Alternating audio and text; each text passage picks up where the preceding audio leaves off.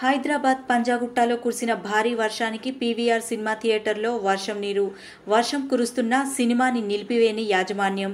Short circuit జరిగి ఏదైనా జరగరాని ప్రమాదం జరిగితే ఎవరు బాధ్యత వహిస్తారు అంటూ సినిమా చూడటానికి వచ్చిన ప్రేక్షకులు థియేటర్ యాజమాన్యంతో గొడవకు దిగారు.